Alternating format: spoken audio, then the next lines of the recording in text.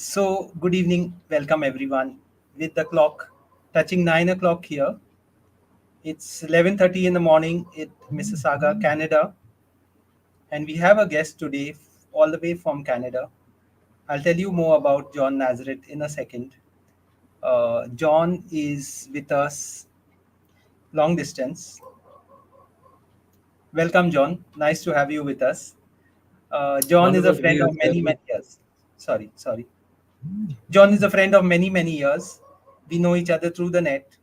We met last 5 years back when he visited Goa with his late wife, who we all remember, and John also remembers. John is a statistician. He's a man of few words. I think he counts every word he speaks. But when he opens his mouth, he says that he makes a lot of sense, which you will see in a little while from now. Today, we've dragged him onto our show with two specific purposes in mind. The first is to talk about the clan system of the comunidades, which we'll start off with. And after that, we'll talk about the statistics of Goan migration, which John has also been working on in very fascinating ways. I'll tell you why later. Okay, where he estimates how many Goans have migrated to different parts of the world. And there are no statistics, as you know, on this. And even the governments don't have statistics, but John has been guesstimating. We'll go into the details later. But first to the clan system. So John revived this paper, which he wrote a couple of years back, and shared it with us. And I felt guilty because I had not read it well myself. Uh, I'll stop giving more commentary here and leave it open to John to explain what exactly the paper contains. John, over to you. Well, hello everybody. Um, I republished that clan article mainly because I thought it's about time that more people see it rather than leave it kind of to lie latently with in people's blogs and so on. My concern had been that everybody's forgotten about these clans. And I think even in Goa, people are not aware of these clans. And the way I found that out is I found people writing good books about the village and so on, and nothing about clans. What's a clan? And yet, First to start off with, John, okay. what's a clan? How do you explain that? Yeah. Okay, what we found out, and I would say, I must say, and I keep saying this every time, that I have to give a lot of thanks to Leroy Veloso.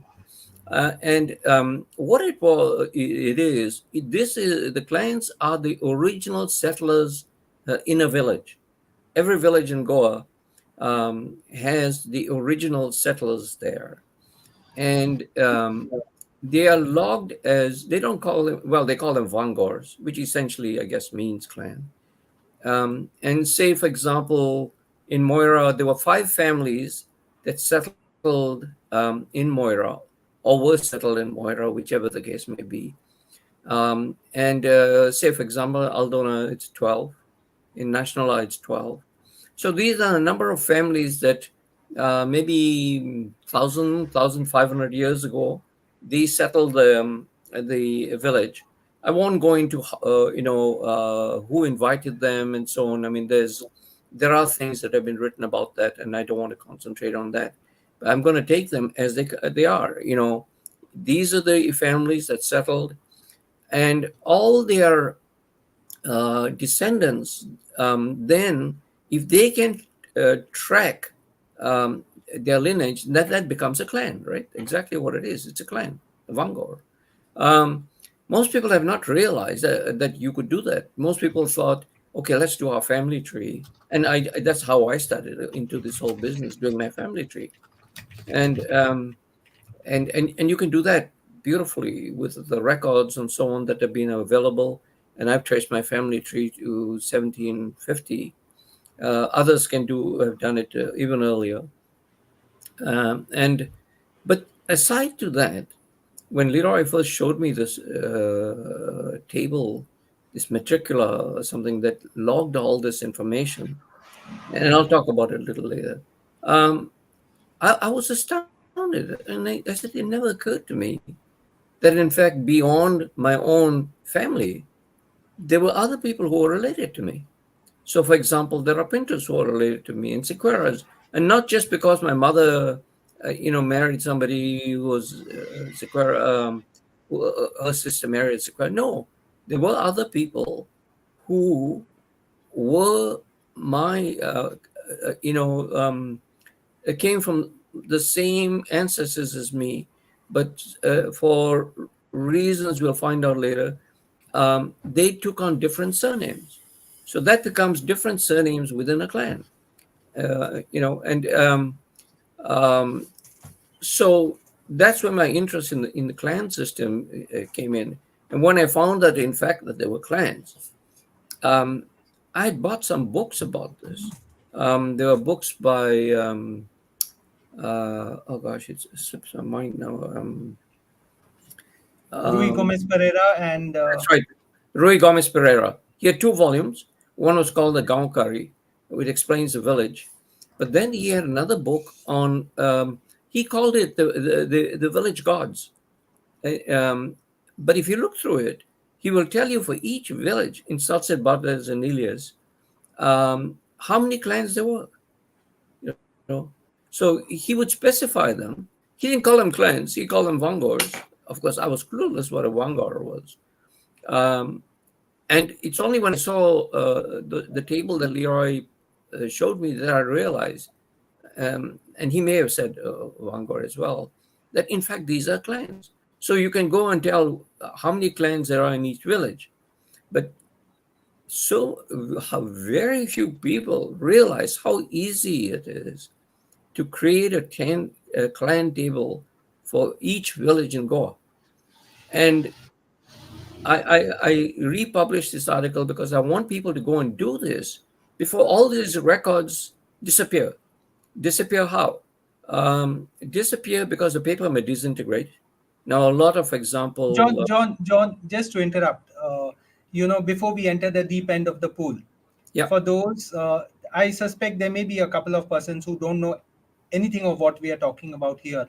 So, just to give some context, John is an expat Goan who has lived his whole life outside of Goa, in Uganda and in Canada, and so were his ancestors for one or two generations before that. And now he's using this old system of comunidades to track his family tree, to track relations. He's linking it up with DNA. The full paper where he explains exactly what he's doing is available online. It's available at archive.org. I'll give you the link in a moment. You can understand this full argument from there. But now we are going into the interesting details and the nitty gritties of it. Carry on, John. Sorry for the interruption. yeah, okay, no, not at all. I mean, you when you're listening, you will make it clearer also to others because I mean I know this. So I'm not sure that people will get it immediately. So the, this clan system, it exists, and people, the way it's come about, it came as a byproduct of people who are registering to collect their zone. you know so you want to collect your dividend, and those who don't know what a zone is, it's essentially a dividend in a village. People invest, essentially are investors in the village from what 1500 years ago, and the proceeds of the produce of the village are sold, and it's shared among the villagers through this client system. And all those who register then can get their zone. Now here comes this register, and they don't just register you. They will of course make a note. They will investigate, I presume, and they will, on the log when they're registering it, they have a ledger which they call the matricula. Okay, I mean there's nothing in the name; it just happens to be called a matricula. And they will put your name, but what they do put is they put your clan number. They don't have the name. Like for example, for Clan 3 in Moira, the original name was Kamat. Okay, now they don't in most in those books they don't put the original surname. I will leave that for a second. They just put the numbers. They give a number. I don't know what the numbers signify. Maybe number one means the first family that settled it. Maybe not. I don't know. But there are five clans in Moira. So I'll use Moira as an example. And so for each clan, they have a number. So they will lock it down, and they'll put your clan number there. And but nobody pays attention to that. So, I mean, just to give you an idea, here, just to show you, here is something. This is a sheet of a matricula for Moira. And to give you a better idea, I've actually put a table. This is an extract of something that Richard D'Souza has put together on an Excel spreadsheet. So you can see here the names. So not only will they, for example, this is my clan. You'll see Gamma is first, clan one. This is all for clan one. I've only shown you clan one. There are Gammas, there are Nazareths, and Pintos. And there are a few others. I just told you that, in fact, from one clan, they could have several surnames. And the reason being that, in fact, when we converted, first of all, there was a mass conversion. These were not onesies, twosies. They were mass conversions. That was the major part of it. It was not totally, but the major part. And for example, in Moira, and apparently in most of Bardes, this happened in the early 1600s or late 1500s. And so, for example, when they converted the families, they would give them the surname of their godfather or a sponsor or whatever they call them. And if there are too many members of the same clan who are converting, then they would give them different surname. They would get different sponsors, and then you took on different surnames. And that's why in clan one, we had Gamas, Sequeras, Nazareths, Pintos, and occasionally, very occasionally, you get a single surname. This is very rare, but I've seen it in National where a couple of clans, they have a single surname. This is extremely, fortunate for them if they realize it, but it's not necessarily so. So I'll stop myself here and let Frederick sort of quiz No, me to see that I make it as no, clear as I. it's very interesting, John, what you're saying. Just to people who joined us late, to give them a sense of where we are going. This is a discussion on John Nazareth's paper called "The Clan System of the Goan Villages," and in it he talks about the comunidades, which are kind of land holding bodies predating the Portuguese, earlier known as the Gaunkaria, destroyed in other parts of India but retained in Goa, and how the clan system can today be used to probably help you to track your family trees, your roots, your connections to a village. And I just want to read one para of John of what you wrote because I thought it's so interesting. Your paper is open in front of me. You say, each village in Goa, that is, was run like a little corporation.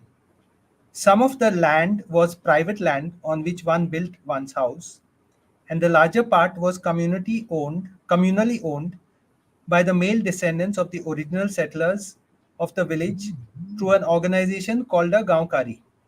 Of course, there is scope for discussion here, original settlers and all those discussions. I mean, we'll leave that aside for the moment. When the Portuguese took over Goa, they largely retained the Gaonkari but changed their name to Comunidad.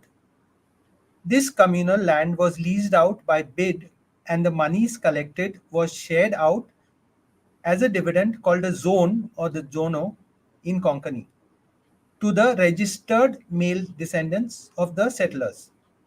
So then from there on, you go and explain how while everyone talks about the comunidades and books like Dr. Olivinho Gomes and Rui Gomes Pereira and also Teotonio de Souza, who's from Moira. late Teotonio de Souza, the historian. Recently, Father Visitação Monteiro, all of them talk about the comunidades and the Gaonkari as such. Uh, then you talk about how you discovered the clans, the zone, the sorry, uh, the vanguards within the Gaonkaris or Mhm. within the comunidad. So just tell us the story of how you discovered this and how it helped you in your understanding of the system. Yes, That's a nice I, story. it's an amazing story. I was in Goa in 2007. This is now the third time I was collecting information for my family tree. And I'd collected a lot of information. And lo and behold, Leroy Losa comes into my life. For some reason, he had contacted my brother Peter. And Peter emailed me to say, Peter knew I was in Goa, and he says, "Why don't you contact this guy?"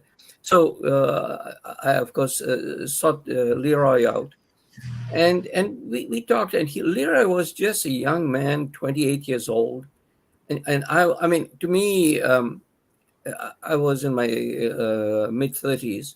I always thought that it's only in your mid-30s you start being concerned about things like your roots and that sort of thing. And I thought Leo was pretty young to be interested in such things. But then he explained, he showed me something about these clans, and he had actually prepared a table. And as I've said in numerous places, I felt like St. Paul when he got his sight back. The time when he lost his sight, and he was blessed, and he felt it like scales falling off his eyes, and that's exactly how I felt. I could see something that I could never understand before. Because I had read about Rui Gomez's books. I saw them mention clans, Vangars, no idea what that was. And here, all of a sudden, it came, it came to me. This is what it is. And it was not this hard hill that you had to climb. It was almost kind of like a miracle, if you want to call it that. Bang, I know, you know. And of course, then you improve your level of knowing. But the fact is, here I know, here I don't. Sorry, here I don't know, here I know. In that flash. And then Leroy gave me a copy of the matricula, and then he actually got more matricula. I gave him help fund some more research by Leroy, because he had to spend a lot of money in the archives. Archives do not let you take any photographs out. You got to get official pictures. So Leroy was very kind enough to go out and get some more older matricula, so that we could compare. The one we got was 1971, and then we got one from 1939. So yeah, that was a fantastic finding. And then, of course, to do our whole family tree thing, we've got a whole team of people. And another guy who comes into the picture is a gentleman called Richard D'Souza, who's in Britain, in Bedford, Britain. He's Leroy's cousin. He was even younger. I say, what is with this family? He was 16 years old when I first was in contact with. A 16-year-old being concerned about, family trees and so on. It just blew my mind. But now we all incorporated this, and so he's got our Moira family tree on a database, and we're all feeding him, and he's putting it in. And now he started putting the clan system on. So when he produces somebody's family tree, your clan is stuck to it, all based on what we've managed to produce. So as we're going along with it, we're doing that, and as our knowledge expands, um, we put information. Now, I'm not the only one who's done this. I notice a few people have. For example, Dr. Bernardo de Souza, um, he's done better than we have. He's actually got all the Portuguese, the original Hindu surnames of each clan.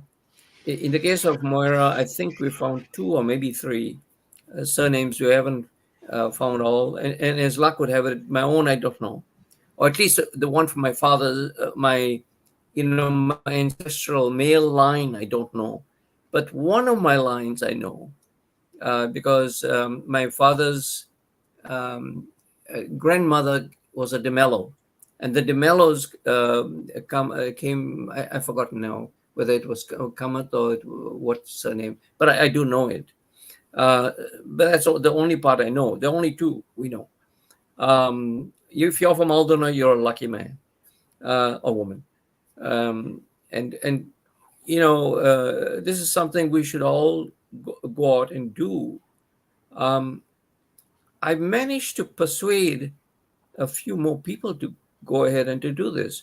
And I've been trying now to explain to people that you should do this before you lose the records. And why do you say lose the records? Well, when I was in the archive last 2019, I decided to look at my mother's books to see and my mother came from the village of San Matias in Diwar, also known as Malar, which is actually the proper name. And I got the book, no problem. The archives gave it to me, a book from 1850, and I opened it, and the whole central part fell out, and I immediately shut it. It's like one circle just fell out, and that is the end of it. But I quickly closed it. Hopefully, somebody might be able to do something. I didn't want to destroy anything in that book, but that's what it is. If you know anything about making paper, the very process you do to make paper which you can write contains an acid which will in the end destroy that paper. It eats it out, and that's what's happening. And the cheaper the paper you use, the more quickly it'll happen. And of course, who had money? Who even thought about those sort of things in the old days? So a lot of these records are going away. Now, if you happen to put it in the archives, the problem with this matricula, the archives doesn't know how to store it where people can access it. So their own people don't know where it is, at least not the frontline people. There must be some people who know, but it's very hard to find them. I couldn't find them. They gave me the book of everything that they had on, say, the village of Moira. Nothing looked like matricula there. So I knew that that's not an easy place to find. But in any case, by the time people find out and so on, it could be that all these things are going to disintegrate. So I want people to go out and rush. And I even mentioned how easy it is to do it, because when I told a friend of mine from Anjuna about this, and he was going to Goa, and I told him, please, village, go to your comunidad, get them to give you say something from 1970 or something. And in 2 hours, he was able to do that. I did the same thing. In 2 hours, I was able to do that in my wife's village of National. And the comunidad office was very kind to me and wouldn't take any money. I shouldn't say that, perhaps. But I hope people will do that. And this is what I want to tell, because I think for whatever reason, people from Goa are either forgetting or not valuing this. And I'll give you one example of why I think they're not valuing this. The village of ROC is one of those that have actually done this. They've done a good job of identifying the clans and so on and so forth. And I've got an e-book that they published. And they actually put down some of the names, surnames, different surnames, and so on and so forth. Then they published a book of the village of ROC with the various things about they have in ROC. In the published book, they didn't put anything about the clans. So they didn't value it. They didn't think anybody would be interested. So, but at least they've done it. you know. So I found about 4 or 5 villages where they've done this. But look, among the hundreds of villages, 4 villages. And try and go on Google online and about the clans. The only article you'll find is my article, and that is sorry state of affairs, because I'm by no means a big expert. I'm an enthusiast, um, but I'm like the one-eyed king. You could say, well, I'm a one-eyed king, but at least I have the one eye. You know, um, and with that one eye, I've been able to do a fair amount, and maybe somebody else who's more knowledgeable than I am will be able to use this. Yeah, uh, John, I mean, it's very interesting what you say. I think some of us have mixed feelings about this because with comunidad, with vanguards comes issues like caste and all, which in a 21st century context is very hard to grapple with, and it has a lot of legacy and feelings of superiority and inferiority and all that. But keeping that aside for the moment, which is another whole debate in itself. I just wanted to point to one thing, and that is that you're looking at it, if I'm not mistaken, as a way to discover your roots and your family tree in that sense. exactly. People like Dr. Bernardo D'Souza, whom you mentioned, also from Aldona, based in Switzerland, have gone a step further, where he's tried to link the Comunidad records with DNA tests of the current era. And to his shock and surprise, they actually tally, because there are people from Mm, Anglo who believe that they are also from his village, Aldona. mm, And when they did the DNA test, it actually matched. It actually matched like yes. 36 generations down the line or whatever. Uh, so yeah, anyone who wants to ask a question can raise it here. We will take it up, but eventually in a little while from now we'll take it up. But you can just type in your questions and it will show up in my box. And once I put it on the screen, then John can handle it. But John, can you tell us where DNA plays a role and how it ties up with the Comunidad records? What's your experience with it? I know these tests are difficult to do in India still, but abroad it's not so. I see I've got a question here. I'll just answer that for a reason. I'll We'll tell keep you in a questions for second. the last, if you don't mind. If you don't mind, Okay. yeah. I'll just give him a shout out because I know the guy. Okay, he's your ex So, Uganda. He's your ex Uganda guy, Dr. Zina's yes, brother Dilip. This gentleman in UK. who he and his brothers used to have a band. 5 brothers used to have a band in Uganda. You know, and so it's nice to see him writing a note here. Okay, so Yeah, we'll keep that for perfect. the last. So Dr. Dilip is forced to stay on till then, but Okay. we will answer your questions. Don't worry. So about the DNA. Sorry for the. Okay, now the DNA, there is a problem though. I'm the first one who said, yes, his DNA can be used. Problem is, when I put down for the 5 clans of Moira, what is our DNA? I found that my own DNA was pretty unique. It's something called R2A. Okay, whatever that means. Most people don't want to know what that means. It's R2A. The other 4 were all J2s, all 4 of them. Fortunately, they're not all. You can go to a deeper level. There are 2 that are J2B2s. Okay, which slightly, so there's slight differences. So now, if you're trying to say, okay, so which one? Say, for example, in mine, Nazareths come from Clan 1 and Clan 3. If we don't know which one this person was from, if they do their DNA analysis and find out they are in R2A, they know they're from Clan 1. Or if they're from B2, uh, J2B2, that they are from Clan 3. They'll know that.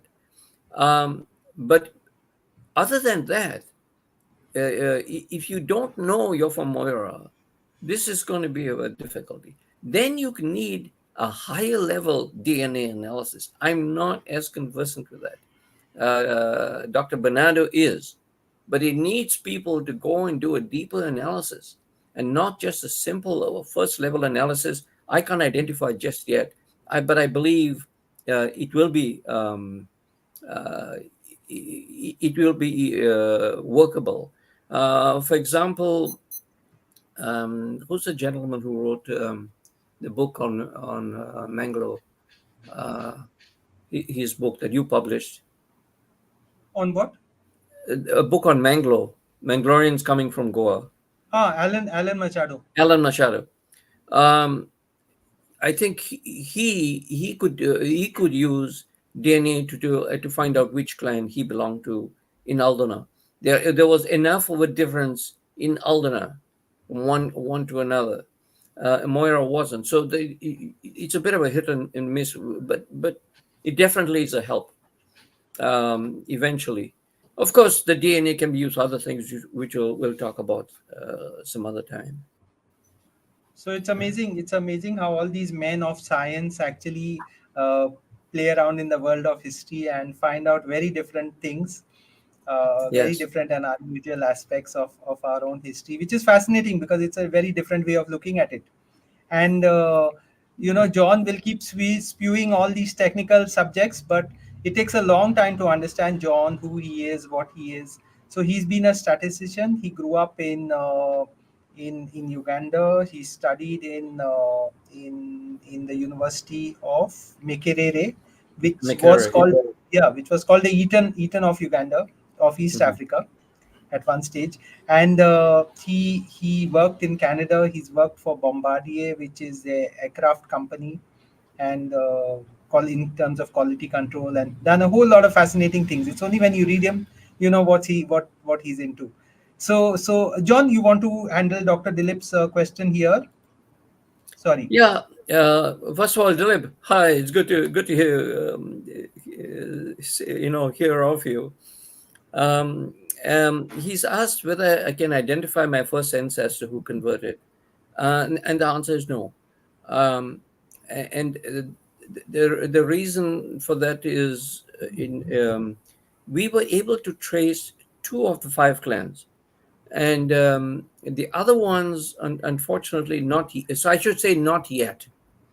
Okay, what I've got to do, and a clue is provided by Dr. Bernardo D'Souza, being able to go to the Mahajans of Moira, find out where they are, where did they go to.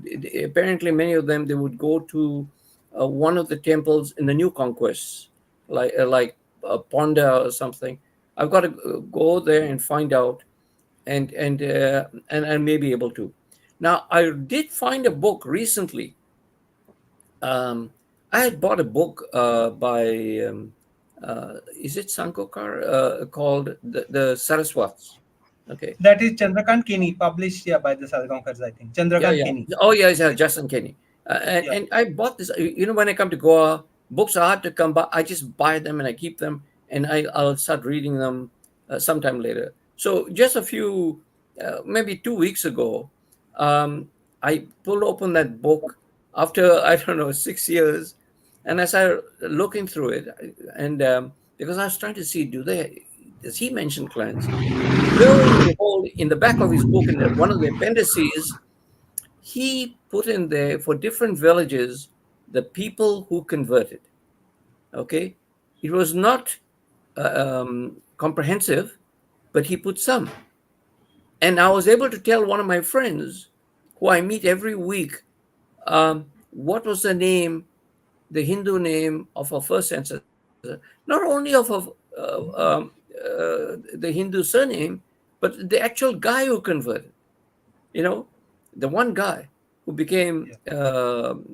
their surname, and their name is Georges. And so I was able to tell her and the whole family, y'all were Nikes. Isn't this great? I can tell them that, but I couldn't do mine. It's almost to joke. Somebody could say he can save others, but he can't save himself, sort of thing. But really, I don't need to. Okay, the thing is that as we all raise the level of understanding, a lot more is going to come. So I found this thing, a whole bunch of villages in this book, the Saraswats. But and that was not written by clan. It just so happens there was just one. Okay, so I was able to make sense of it, and I had some other information as well. He mentioned something about Aldona, and that thing coincides largely 80% with what Dr. Bernardo de Souza also has. Eventually, I will find out, you know, but as yet, no. So, I've been working on my family tree since I first started in 1990. It takes time, you know, um, and someone may ask why, you know, and one of the reasons, I don't know, when I look at them, I feel that I've brought them back to life and I've created a narrative. And for example, when I look at the earliest ancestor I've got, his name was Simao Nazareth, born around 1750. Oh. Well, 1750 is when the British had occupied Goa, you know, and I realized that that's the first time the name Nazareth gets written instead of Nazare. The original spelling was Nazare, E with an accent, no TH. By the time the 1800s come, um, it becomes TH. So the occupation, sorry, not in 1750 was when I forgot who was it. They were being attacked by the Marathas then. It is in the early 1800s when they were occupied by the British. And 1799, yeah, thereabout, yeah. yeah, yeah, and so that the British influence may have caused the change of the spelling. So I sort of imagine somebody living in the time when the Marathas were attacking and what they may be going through, and then I go on to uh, you know my great grandfather born during the time when the British were there, and so on. So I make a narrative, and then I bring them alive. There is a saying that a person truly dies when the last person who knew him dies. Or Well, I've stops got a lot. remembering him, stops remembering him probably also. Yeah, so um, by remembering these people, I'm bringing them back to life, and you could look at that. But of course, I'll look for any excuse, okay, to do it. I'm just interested. I can't, I can't always be able to make good use of that information. I just find that it's so exciting. I like being related to everybody, you know. And my wife used to get a bit fed up. She'd say, "You just want to be related to everybody around." I said, "Absolutely," forming connections with everybody. With Goans, we know that there's only 3 degrees of separation. You meet together. After a little while, you'll find somebody who you're connected with, who knows and so on. It's like Dilip over here. In fact, I met his cousin in Australia, married to a good friend of mine, uh, Pacheco, Klim Pacheco, in Melbourne, Australia. And when I was talking about Moira and so on, and so on, and she told me, oh yeah, she told me that she had relatives, and Dilip was one of them. You know, so it's quite amazing that how it helps when you make these connections. I have found one Nazareth who has exactly the same DNA as me, and he happens to be in in Markham, Ontario. I'm still trying to get Mangalorean, in touch with him. Mangalorean or Goan? Goan or Sorry? Mangalorean? Goan or Uh, Mangalorean? I don't know, Okay. um, but I have not been able to manage to contact him.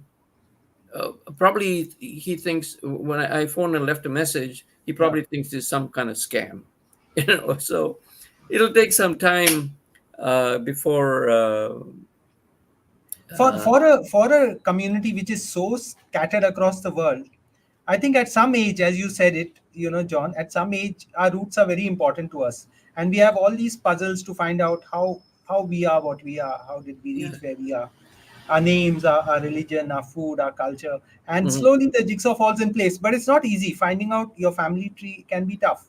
You run across a roadblock once and you get stuck.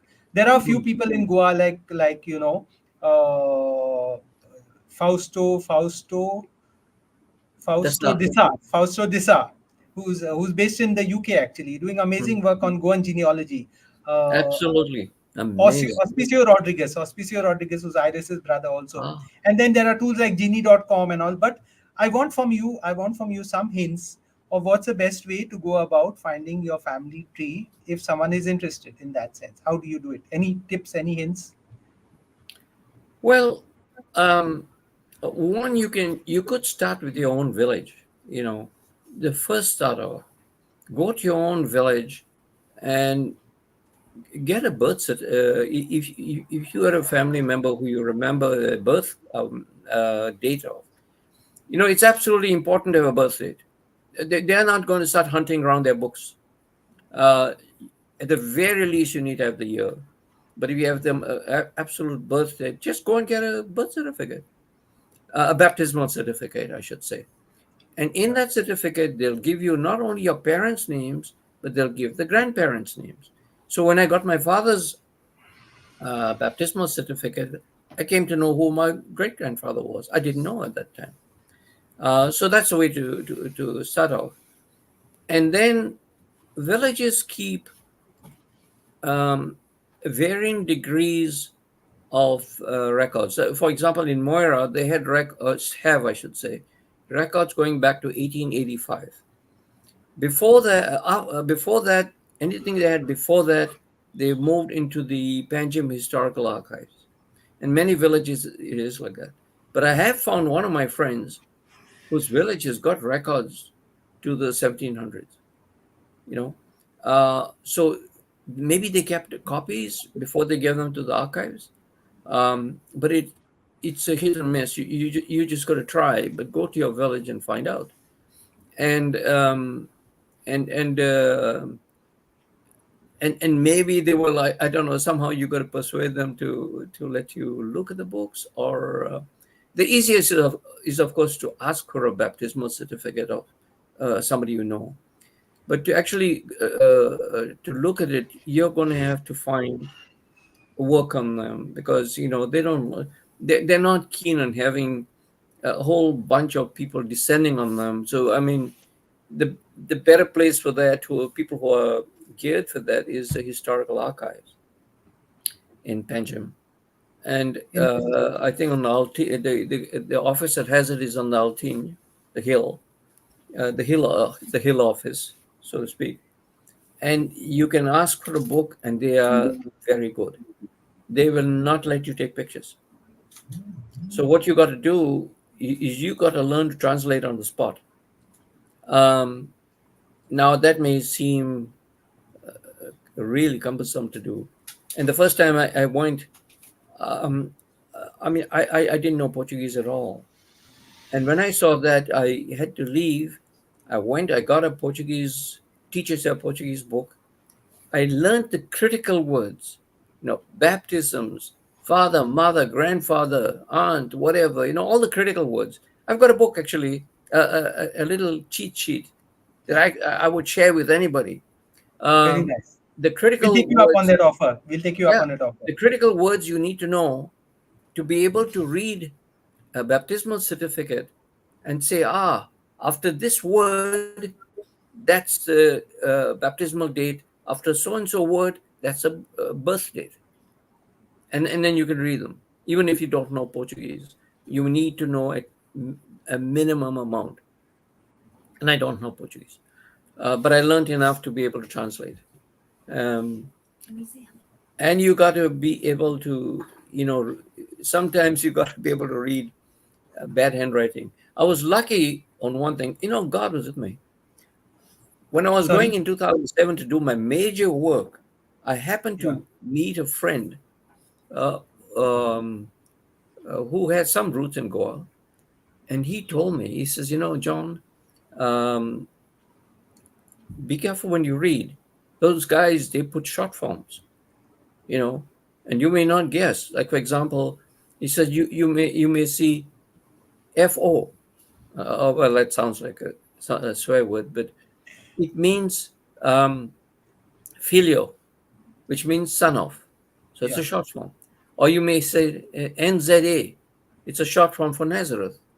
Or SZA, short form for Susa. Excuse me. So there are a lot of short forms because they're trying to save on ink, trying to save on paper. Remember, you're talking about the villages are not all, rich and so on. Right. And so they were trying to, the parishes, I should say. So they were trying to save on writing, and so they would put a lot of short forms. And you need that when you're going to find out. And I've got all those short forms, a sample of them, um, and sometimes you'll find that people were not fussy about name spellings. You know, so you we are so anal over here about the spelling of a name. They want to them. You know, for example, De Mello's spelled with double L, some with single L. Some will put D apostrophe, some will put DE. That does not mean they are different families. They could be the same family. In Portugal, they don't consider that DE to be part of the surname. And over here, I know people, they know they're called Mello and Souza. But we've kept the DE, and so be it. I met somebody who told me, I'm not a Nazareth, I'm a D Nazareth. And I was trying to tell him, no, listen, we're not any different, because my grandfather's registration said De Nazareth. So it's just a The some. means off.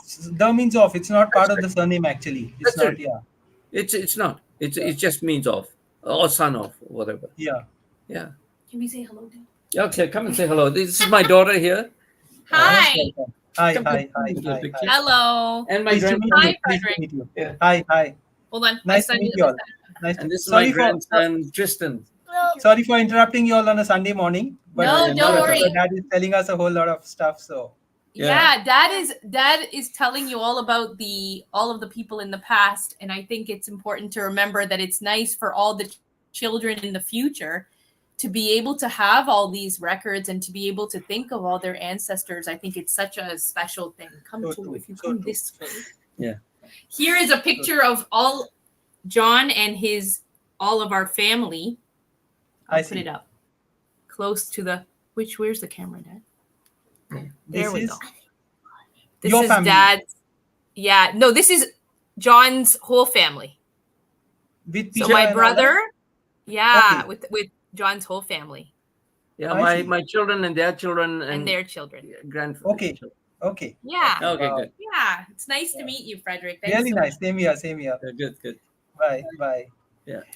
So John, that's a nice segue into the next segment of our discussion, Hmm. which is we were looking at outsiders looking at their roots in Goa. Not outsiders, Goans outside Goa looking at their roots in Goa. Now we Mhm. talk about Goans going out of Goa, and Mhm. I would like to introduce the listeners. There are almost 59 people online here.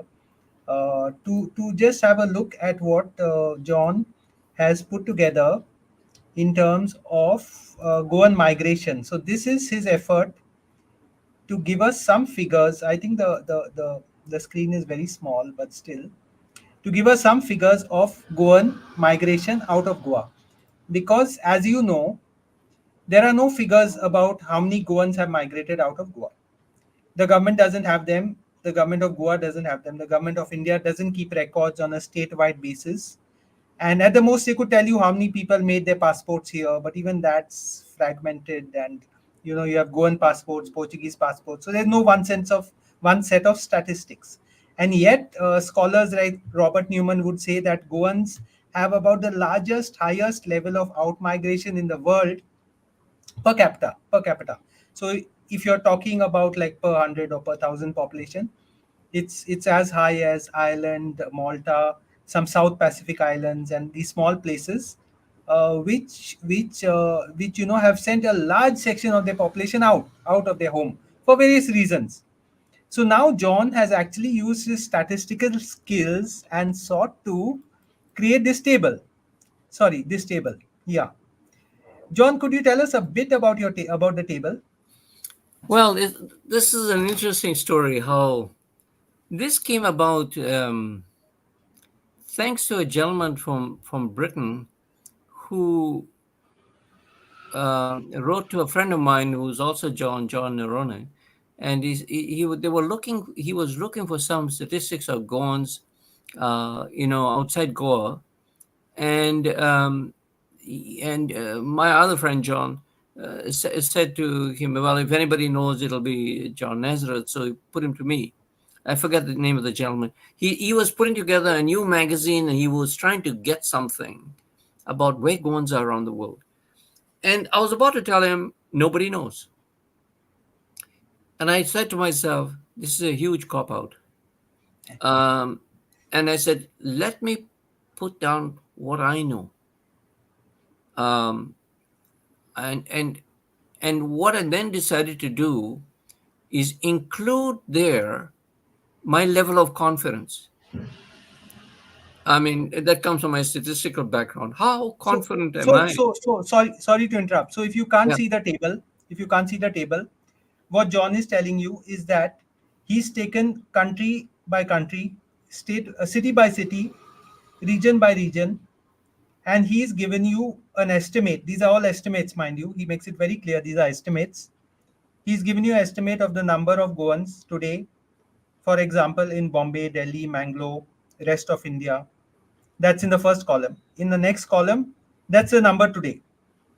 In the next sub column is Goans there at their peak. Like the Goans in say in Kenya in the 1960s is not the same as it is today.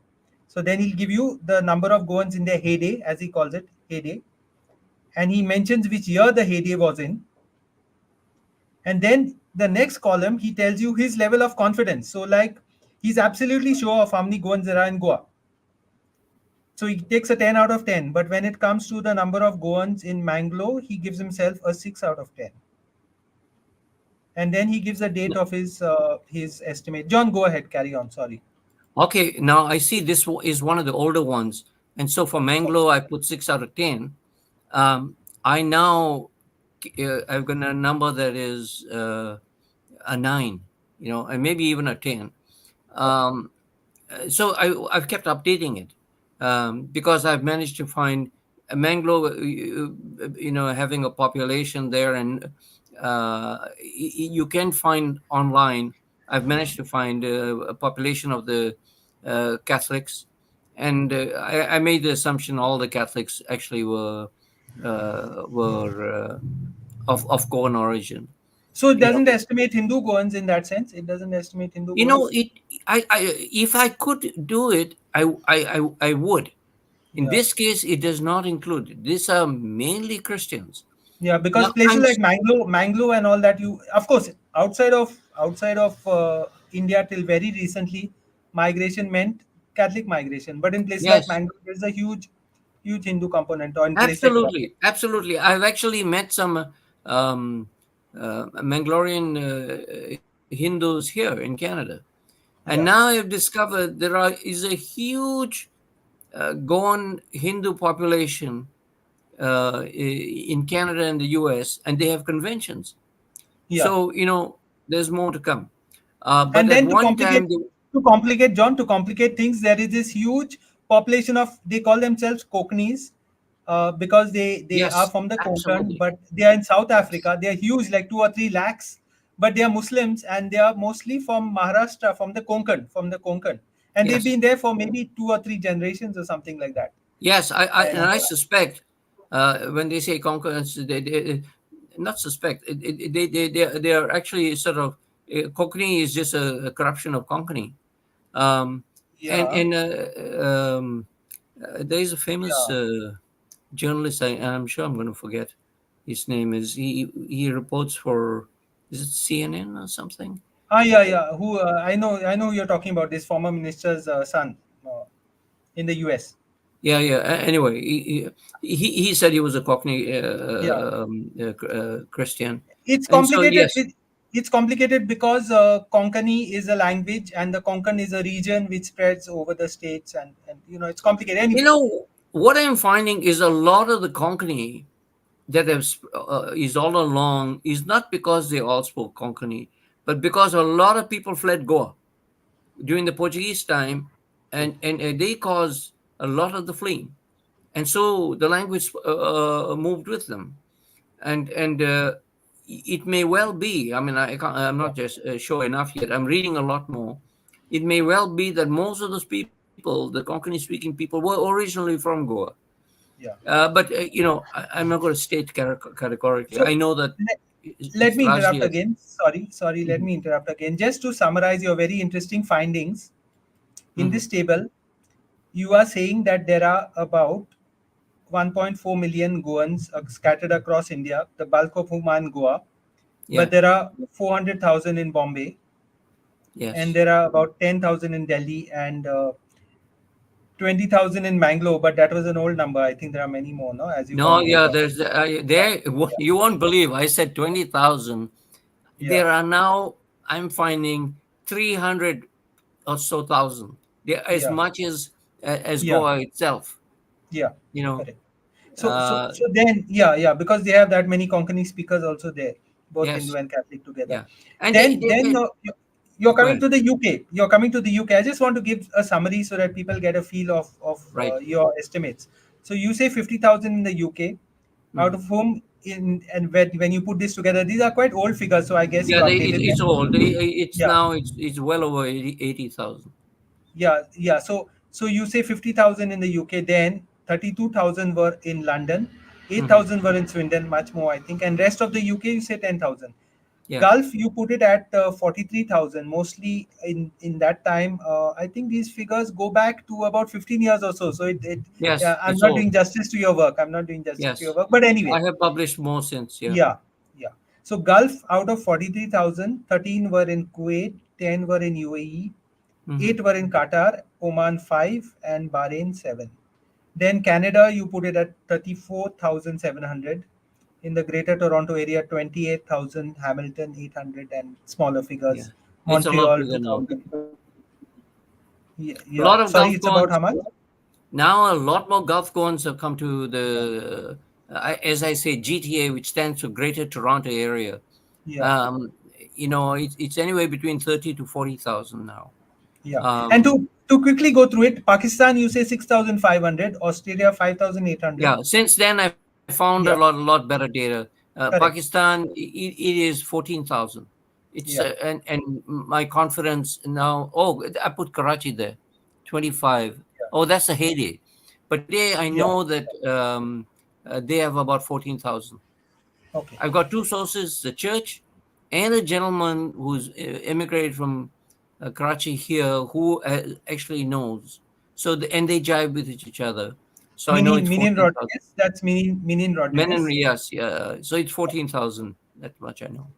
Then Kenya, Kenya, you say 5,500, including 4,000 in Kenya today. John, Yes, is that 4,000. what I said? Yes. I see. Yeah. Uganda just 130. Yeah, it's very little. Actually, it's increasing again now. Okay. More people have started going there. Tanzania 2,050, and Europe outside of UK is 5,800. But these are old figures, Yes. and the rest of the world 7,850, Hmm. including in places like Zambia, Malawi, Yeah. rest of Africa, Malaysia, and Singapore, where your folks come from, isn't it, John? From Singapore, Malaysia. yeah, Malaysia. yeah, You've given a sense of it. I yeah, I've updated that since twice, yeah, and I've got a little trick actually. yeah, Uh, I decided to when I ask people, for example, people of San Francisco, yeah, they have a club there. You would think they'd be able to make a guesstimate. They've got no idea how many Goans there are there. And what I've done sometimes is I publish something, and somebody will look at it and say, "What do you know? This is all wrong." And yeah, then they'll give me something. So yeah, I'm counting on that. So far, it's not working, and I'm saying, "Darn it!" I thought the Goan feeling of telling me that I'm wrong would work for in my favor. It hasn't quite worked. yeah, Uh, but still, I'm finding out slowly that in fact where the centers of Goan population. But I do have an ace up my trick, my sleeve. what's I'm that? waiting. I'm waiting for a young person in the universe who's going to university. I've helped a lot of people write papers on Goans in the universities here. I want to go partner with one and do a census. And now with the internet, this is not a difficult thing. You know, I might as well get a student who could get a credit for this, and I'll work with them and get a few friends, and we'll help out and do an actual census here. And it's a heck of a lot easier than people think. Um, well, you can't do it when there are millions of people, but for a few 100,000, yes, you can do it. Um, so that's coming. It will come eventually. Fantastic, fantastic. John, a little bit about your background. Tell us how you entered statistics. Tell us what about numbers fascinates you. Tell us whether it's a field you would recommend to young people to enter today. Yeah. Now, that is. I'm glad you asked that question. You know, when I did statistics, when I did mathematics, mathematics came naturally to me when I was in school. I just loved mathematics. My idea of goofing off in class was solving math problems during geography. You know, so that's my idea. So and math came very naturally to me. So time comes to go to university. I couldn't figure out what to do, and I really wanted to do electronics, but there was no electronics industry in East Africa, and I never wanted to leave. So I couldn't decide. So I decided to do mathematics. So I did mathematics in university, and then I come out and then I say, okay, where am I going to work now? You know, the natural would be to go and do postgraduate, and become a professor in some university. Um, and But I got a job in the Uganda government while I was waiting for my scholarship. I said, okay, I'll work. They went and mucked up my application. Which year? Which year was this? Which year? This was 1970. And I graduated from Makerere University. And I worked for the Ministry of Finance in the statistics division. I began to enjoy my job. I was having a real impact on the country. You know, Uganda at the time, it was so fair. They didn't have a policy of Africanization. They had a policy of Ugandanization. And I was Ugandan. My father made us Ugandans. And Citizens of Uganda. made us citizens of Uganda. So, Yeah. And I had a lot of African friends and so on. And so I got a job. I got a good job because it was just after independence. So, you know, there were still a lot of good jobs because the British are going and leaving behind jobs. And so they put me into a decent job. And I realized that, okay, I can do something with my mathematics degree. So that was one of them, you know, and I could help out in the statistics division, other people who are doing censuses and the like. And there were parts who were in that office that were doing cost of living indices. So, and I got to understand those. My brother-in-law was working in that area. And so I realized that's another place where you could do indices, use your mathematics for. And they were quite sophisticated. They were doing 3 indices, one for rich people, one for the middle class, and one for the poor people. So to see how each level, you know, inflation hits them. You know, they're more sophisticated than people are here. Here they were single index, whereas there were 3. So now, okay, there I am. And when the expulsion came along, I decided I need to get out of this place. But I didn't want to leave Uganda. So I thought I'd go and do postgraduate studies. They had mucked up my application, so I'd have to start all over again. So I got admission to the London School of Economics. And I did my postgraduate there, then did some postgraduate in the University of Toronto. And I was out of the country for 2 years. Amin was still there. And I figured it was too dangerous to go back because he was murderous. He was not just unkind to, you know, tough with Indians. This is Idi Amin coming to power. The main people he murdered were Africans. So in the time I was there, 400,000 Africans were killed. And I would see bodies every day, and invariably they were African bodies. He didn't kill very many Indians. He dispossessed us, let us out, left us many people, not myself, because I was Ugandan, but he left people penniless. A few people did get killed, but a lot more Africans got killed, and some of my African friends got killed. Some of them just because, liked their girlfriends and wanted them out of the way. And so I decided, okay, let me go and do some postgraduate. So I said, did my postgraduate, finished my degree in the University of Toronto, and that's when the point came, and I had to resign from my place of work. And mind you, I had taken unpaid leave, so I paid for my own education now. I was not, I didn't want to wait for a scholarship anymore. And in the meantime, I got married, and it's a long story of quite a dramatic story of how my wife and I got married. She was my girlfriend in Uganda. So now I'm looking for a job, and I had no clue where I was going to. And I befriended an African guy who was doing his PhD in sonar monitoring. I used to help him with his statistics, and we became great friends. And the time came looking for a job, and he said, John, so where are you going to work? And I said, I really don't know. And he says, why don't you go to De Havilland? They're looking for statisticians there. To where? To where? De Havilland Aircraft. That was Okay. the name of the company. De Havilland Aircraft. They were later on they were bought by Bombardier. So I went for an interview, and I got a job there. And strangely enough, I got a job on the feast day of the martyrs of Uganda. So I said to myself, maybe I've left Uganda, but Uganda hasn't left me. And later on, I'll tell you, I met so many Ugandan Africans here. Some of my old classmates and university mates and so on. And they had fled Uganda for the same reason we did, right? I mean, was murdering them. So this is another thing. How do you use mathematics, right? So I discovered a way that I never thought of before. You could use it in the aircraft business. And the aircraft business was really richer for the fact that I joined them. Because most mathematicians don't think of joining them. And there are certain things they can't do. There are maintenance analysts and so on.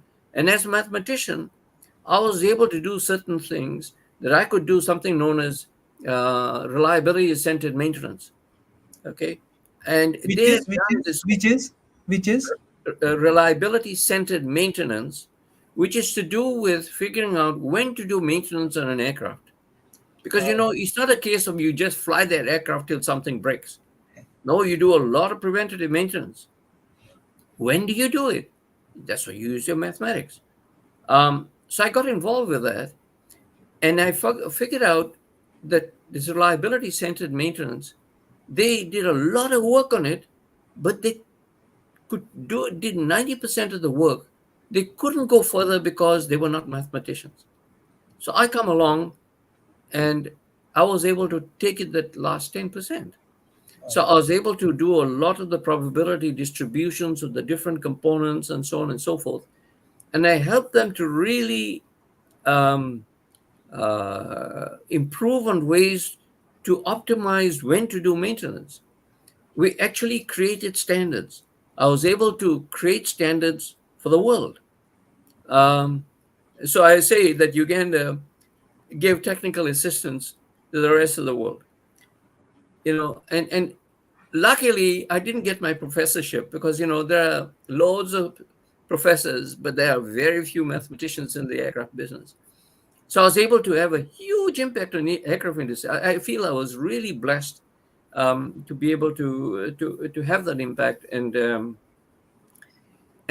show people that in fact that there are uses of mathematics in other fields, and one of these days, even for the fact that my health is a bit iffy, I would have loved to have given some courses to, and I will eventually, to people to say these are the measures to go into the aircraft business, and you can take some of these measures and use them in, for example, a transit industry in Toronto, say. What are the measures of reliability? You know, and not only that, what are the measures of effectiveness? You know, so Bombardier was able to do. So I'm using de Havilland and Bombardier interchangeably because Bombardier bought de Havilland. We were able to do things better than any other aircraft manufacturer. You know, and so when people bought our airplanes, they knew they would get support that nobody else would give them. And it is something I cannot understand till today. The sophistication of the reports we produced, even when we shared it with our competitors, because we decided to do a lot of sharing to improve the industry, they couldn't do what we were doing. I couldn't understand it. And so sometimes it seems hard. It's not. And that's it. Some of the things they say it's easy when you know how. Okay, so that's the trouble. You know, when you know it, it's easy. But how much effort do you have to work for 5 years before you know? Not really. Once you're a mathematician, there are things you can learn quite quickly. And actually, I could easily give you a course, and I've got all the course material because I used to give courses on the whole business about the mathematics of dealing with aircraft. And I want to go back sometime and do it. My health is improving now, and I want to do that. And so you never limit yourself as to what you can use your mathematics for. You know, there's of course you can use it in actuarial studies. You know, life expectancy and in the industry, how do you insurance rates of for cars and that sort of. That's where they use a lot of statistics for. But they also, I've got to tell you one joke. Okay, it's funny because this guy, or there were two jokes. Okay, the first one was this African guy. He's an amazing chap. His name was A.B. Conte, and I've given his name Conte to my son. He was an amazing fellow. He got every job he ever applied for. Okay, he even had a house while he was a student. So I don't know, what was he, an angel? What is he? How did I get in contact with this guy? And he one day told me what you can do if you're looking for a job and you're having difficulty. And he says, okay, Canadians are always telling you they want Canadian experience, but I'll tell you what you do. You go and look at all the businesses that are going bankrupt. Okay, find one that's in your line and tell them that you worked in that company, because they can't go and research anything. Okay, but you better know your business. Okay, you can't lie about your business because they'll catch you soon enough. But if you can do the job and you need that experience, that's what you do. Can you imagine him telling something like that? And not that I had to use it, but you know, I thought that was really funny. You know, so.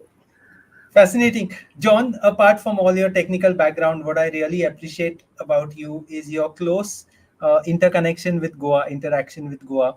Over many years, I know you for maybe 24, 25, 26 years now. Yes.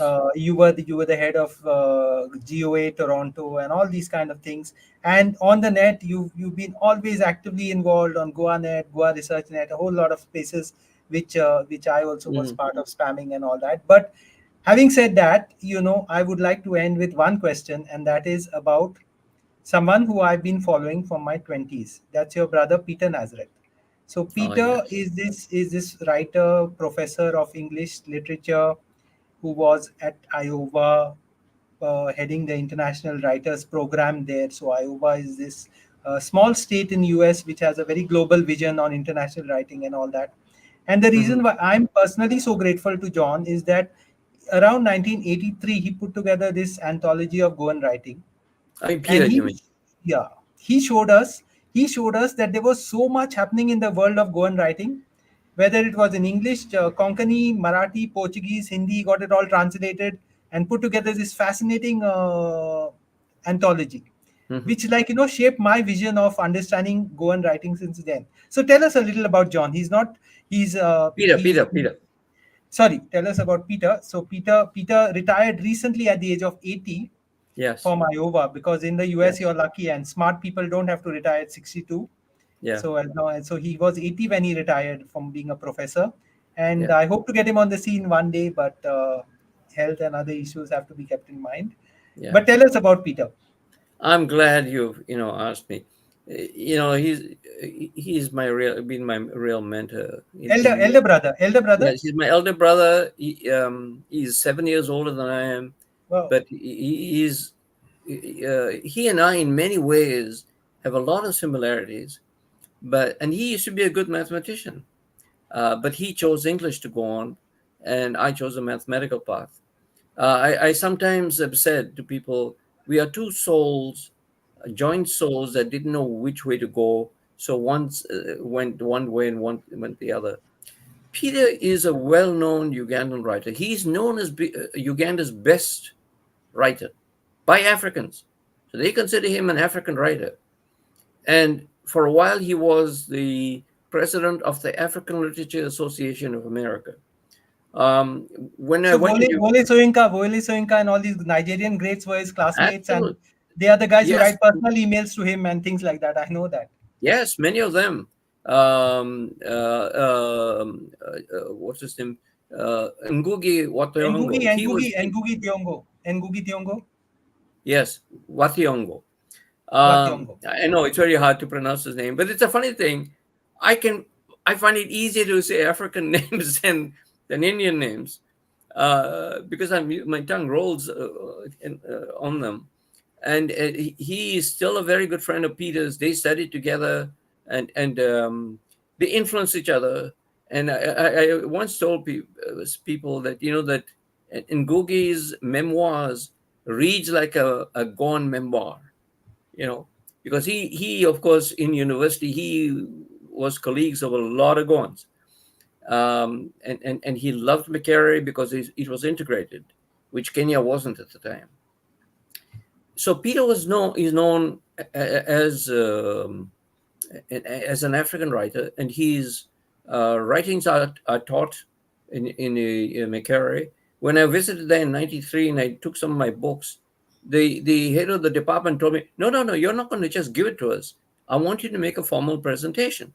Then he may have got pictures and so on taken out, and so I gave him the books. When the former president of Kenya went to Makerere for its 90th anniversary. This was Mwai Kibaki.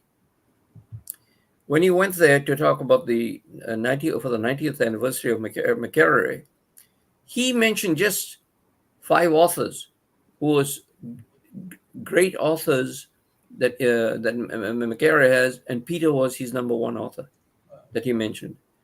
And till very recently, whenever Ugandans wanted to do some research on things from Uganda, they had Peter's contact, they would contact him.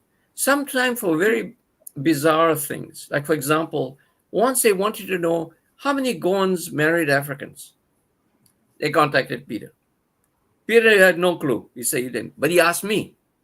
So I went. I have an idea how many How many? How did. many? What was the answer? I didn't count them. I actually enumerated Okay. people. Okay. And I got about 15 or 20. People won't believe how many there are actually. Sometimes it's difficult. I'll tell you what the difficulty is. If a guy marries an African woman, you know what the Goan tradition was. If I remember one of my friends, To kind uh, of outcast him. as say for example, Mrs. Selwyn. What Selwyn? Selwyn was her husband's name, but she was known as Mrs. Selwyn. Nobody I knew see. what her name was. So same thing happens if you married an African. So they wouldn't know what the woman's name was. So if I wanted to say she was an African, but what was her African name? I don't So know. we are not above racism ourselves. Yeah. So yeah. No. That was not a racist thing. This was a Okay, very African thing. I see. No, Ugandan thing. But I I mean, see. that was Goan tradition. So it should be known by his surname and his name, first name. Um, but there are some Africans who do have Goan names because, their fathers, the most famous one was the vice president of Kenya, right?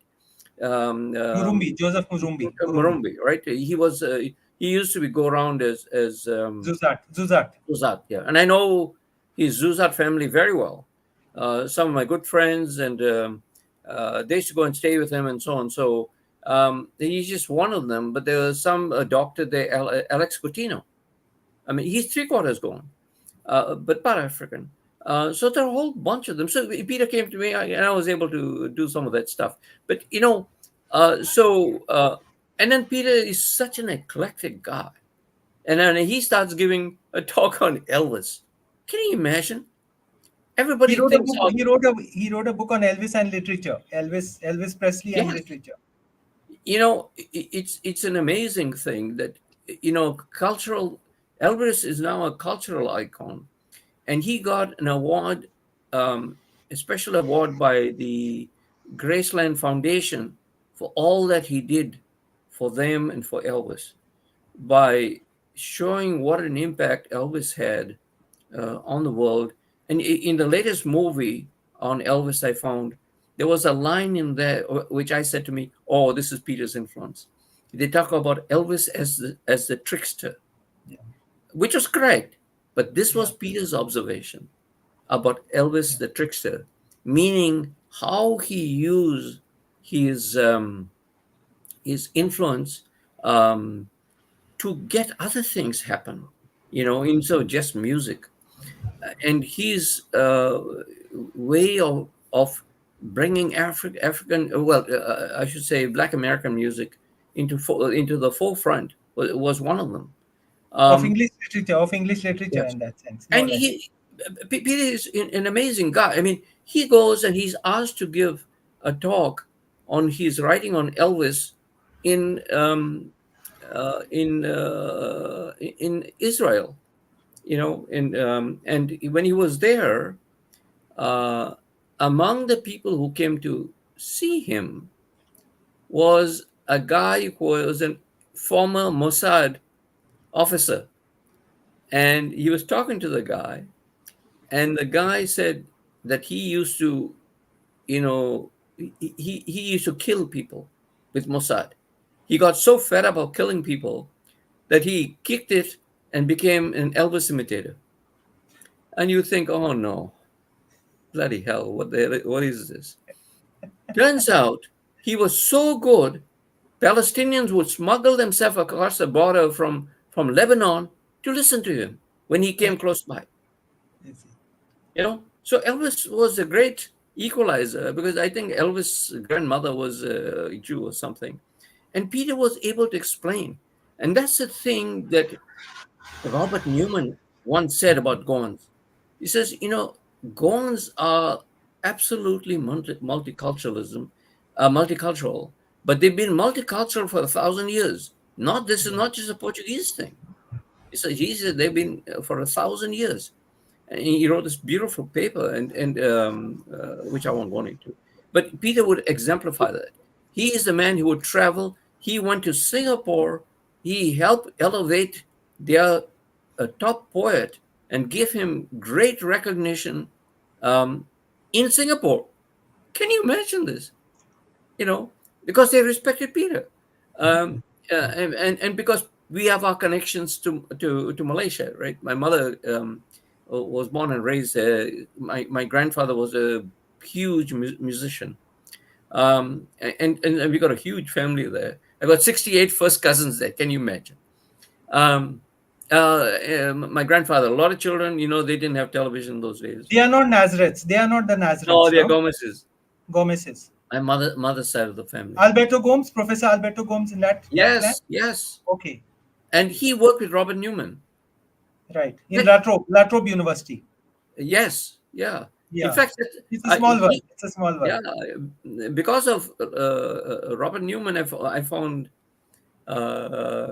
my cousin, and so Peter was able to bring this pollination everywhere. So he's highly respected in Singapore, and which of course is the irony. I wish that Peter had come to Goa, and I We can want still him. try. We should still try. Yeah, I think that's I going know to. there were efforts, but it didn't work out. So anyway, Yeah, because he's in some sense we share certain things. When he was asked to do the book on Goan anthology, he first said no. Who the heck am I? yeah, What do I know about Goa? he tells a A bit story like there. me. He didn't Exactly the he didn't words know I what job use about my he didn't about know me what and my. job he had taken on. Yeah, yeah. Yeah, what did I know about statistics about Goa? So But he but did a fantastic job. He did a fantastic yeah, job of it, as did you. yeah. So he did, So so and but but that's he's fascinating, recognized. John. Yeah, That's he fascinating. is. Hmm. That's He is. fascinating. Yeah, We've spent the last 1 hour and 26 minutes talking, and we could spend a lot more time. yeah. Thank you But I so want much. to before I forget, you're dragging me too much. I want to say how grateful and I've been to you. No, no, When I no, came no. to Goa, I'll tell you why. When I came to Goa, you took me around to really discover Goa. You introduced me, you took me to book launches. I found the movers and shakers, and these are not big people. They are No. sometimes simple people. But John, Um, as I but see it, as I yeah, see it, as I see it, it's because of the net that when we meet, we are actually carrying on a conversation as if we've known each other for 25 years, yes, which is in a way happening. But without seeking praise myself, let me say one thing here. I'm so grateful to you for spending so much time, okay, keeping good. the audience interested in whatever you've said. And we've Hmm. covered a lot of ground from the clans, the vanguards of the Goan comunidades, to the migration statistics and your brother, famous brother, Yes, and of course your own work as a statistician. I'm so grateful, Peter. We must carry on this conversation at some other time on some other topic, because you have many interesting topics you worked on. But okay, for good, tonight, we'll call it a day here. good, Uh, wonderful. I'm And sorry for thank you. ruining your Sunday morning in Yes. Vancouver, in Canada. Thank you for Thank you giving me so that much. forum, especially on the clans, because it's close to my heart. I was almost getting desperate because I was afraid that people are forgetting about this thing, and before long it'll all be gone, and people won't have done anything. Don't worry. So I thank you for giving me this That's the forum. least we can do. That's the least we Yes. can do. I'm so grateful. I'm so grateful to you. All the Yeah. best. We'll stay in Yeah. touch. Write Yeah. to you soon. Thanks. Bye. Yeah. Bye. Okay. Good Bye. night, everyone.